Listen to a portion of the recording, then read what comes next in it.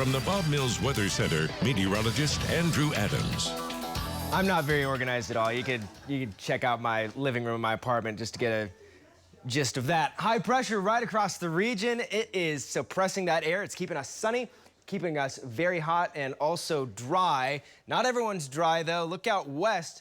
Already seeing some rains from Hurricane Hillary moving into Southern California. There's another little tropical wave off of Florida, but where this high is situated, we're not going to get any of that. We'll see that play out not only in real time as we watch Hillary's cloud deck continue to stretch to the north, but also in future projections here in just a second. But as of the latest data, still a hurricane, still a Category 1, holding on to that status for a little bit. It will weaken as it goes north, at least based off of its wind speeds. That's all hurricane rankings are listed as, wind speeds, but it is going to drop insane rainfall down in Southern California. Tropics are very active. There's at least 4 other areas of interest. There's also a tropical depression right there at the tip of my finger that's spinning out there, doing no harm except for raining on some fish. Not raining on some fish is Hillary. It is going to slam Southern California, Nevada, portions of Arizona, and of course down into Mexico with 3 to 5 to nearly even a foot of rainfall in some parts. So a lot of rain.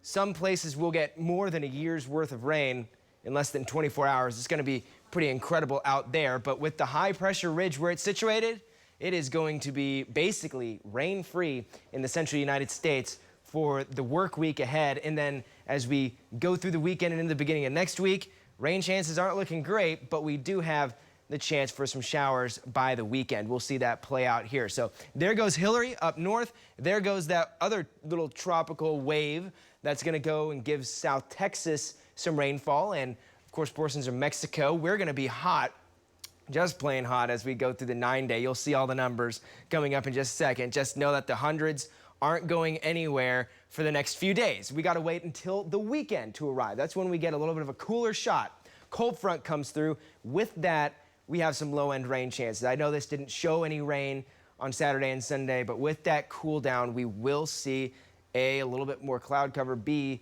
the chance for a little bit of rain, but also notice toward the end of this, we're still holding on to that ridge. That area of high pressure, it gets cut back a little bit and we cool down for a couple of days, but it does look like it could hang out for just a little bit longer once we get past that. There's our heat warnings for the rest of the weekend. These are all for today, from Minnesota all the way down to the Gulf of Mexico, and all those pinks.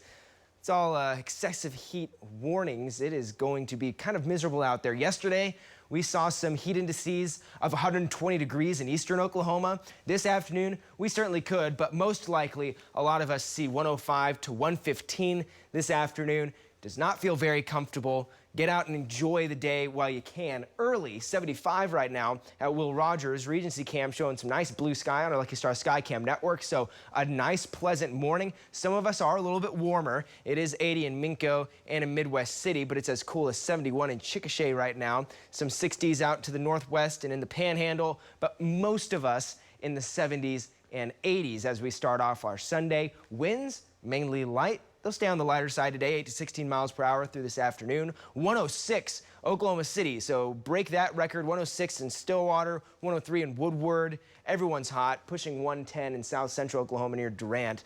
And then overnight, we fall back into the mid-70s once again with some 60s in the Panhandle. So most of us, again, very mild overnight tonight.